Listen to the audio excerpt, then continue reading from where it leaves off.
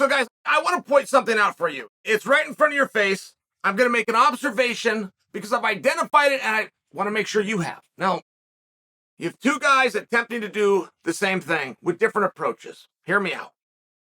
Leon Edwards is supposed to fight Colby Covington. That is the number one contender. That is the next match. That is who the president said he is looking to book. Leon doesn't want to do that. Leon came out and said, I don't want to do that. He even said what his reasons were. But he didn't have another idea. That's the problem. You'll see people that do this all the time in life. They will drive you crazy. You won't want to be around these people. You'll see politicians where somebody else puts an idea together, they bring it forward, and the politician just tells you what's wrong with your idea, but they don't have any of their own. It's a very frustrating thing. If you ever want to say no to something and you want to be respected and liked, offer a suggestion. Now, Leon's going to end up fighting Colby. Leon had his say. He had his media. He had his interviews. He said his piece. He didn't offer a remedy. Israel Adesanya. Israel Adesanya very clearly must fight Pereira again. It would be a true trilogy fight. The second fight wasn't asked for. You guys didn't demand it. It didn't have to be now. Coach Eugene Berryman himself said, I would like some more time. So hold that thought because it still happened. Now think about a whirlwind where you're one apiece. You're going into a true trilogy fight. You now have the heckle of the child. And you have Pierre, the former champion, coming out saying, give me my shot the same as I just gave to you, right? It gets very interesting. You would see where you would need to do it again. Izzy doesn't want to do it again, just like Leon. But Izzy didn't say no. He offered another suggestion. Izzy offered Duplessis instead. So now there's an entire narrative. There's all sorts of people, myself included, with bullhorns that are screaming Duplessis versus Adesanya. We're not talking about Pereira. Now, that could start up. Pierre could come out. He can make his argument. He can make his twist. Listen, I've heard from Pereira. Pereira actually weighed in on Izzy giving the receipt to the kid. Pereira handled it like a true gentleman.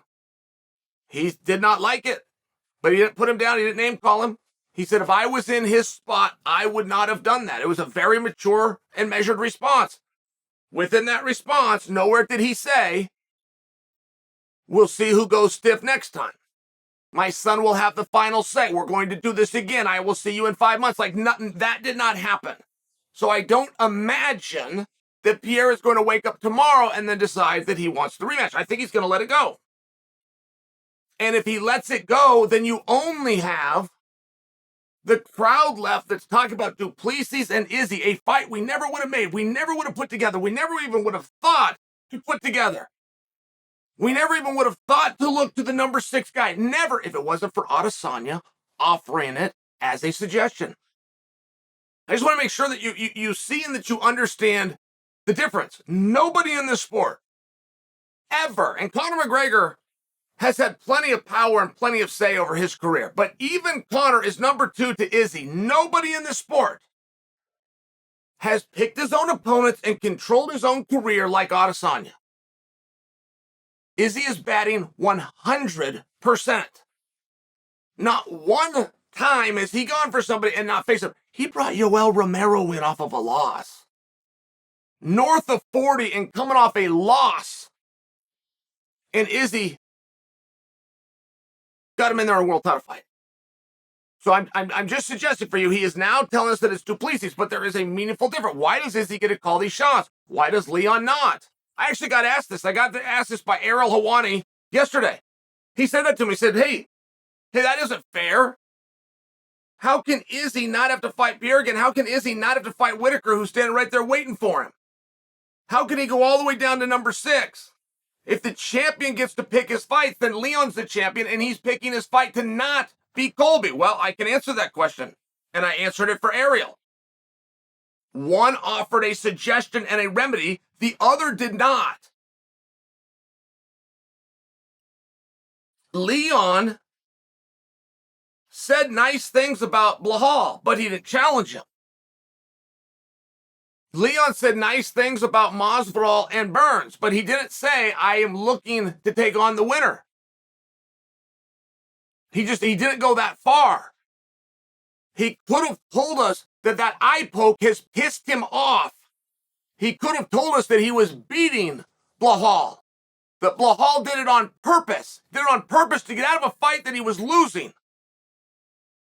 There's a number of things that he could have done to make that very interesting. He did none of them. He said nice things about Blahal, but he did not put him over. He did not anoint him, and he did not say he should be next. It's very, very different. It's a very, very different approach. I was surprised that Ariel did not see that. Ariel was bothered. He was very bothered that Gilbert Burns is calling for the backup spot. Because what Ariel says he foresees happening is that this catches on through our sport, and now we have guys pining for and positioning themselves to be backup. I don't agree with Ariel. Now, that's not something that we have a crystal ball and we know who's right. It's an experiment. As I close my eyes and envision what would happen if we do in fact go down that road, I like it. I like the backup position. I always have. I think it's coveted. I think the marketing department has it wrong to ignore it completely. I don't get that. To have Vincent Luque as a backup fighter, but we never find out. They never tell us. He walks through the curtain in Madison Square Garden the day before between 9 and 11 a.m. and gets on a scale. I think it's a miss. I don't say it to put anyone down. I say that to strengthen the point when I tell you I like it. I like it for now. But Errol did not. He doesn't like when we go down that road. And I will tell you what, as a fight community, we do that. There are themes that come out, and by God, everybody's got to do them. Like the last time a fighter's had an autonomous idea, I got to go back to the Clinton administration. It's one of these situations where somebody will do it. Somebody shows up to a press conference wearing a suit. They're all wearing suits after that. Somebody shows up to a press conference wearing sunglasses. They're all wearing sunglasses after that. Somebody comes out and uses some foul language. The next guy is going to use that. But then we're going to have to keep it for a while. Do you guys remember we lived through the era of the money fight?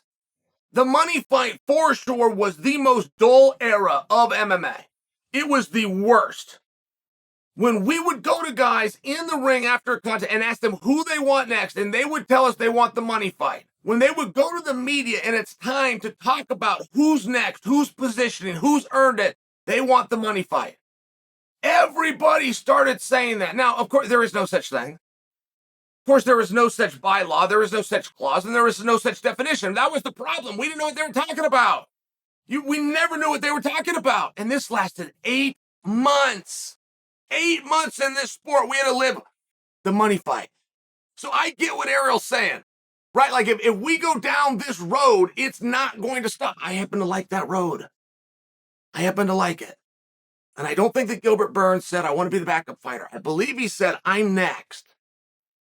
To solidify and to prove that he's next, even come hook or croak, even come an accident, even come short notice. I don't need a contract. I don't need a full training camp. I don't need any of that. I will be ready, but I'm next. Whatever happens, somebody fails their eye exam, their blood work, doesn't get paperwork in, whatever it is, I am next.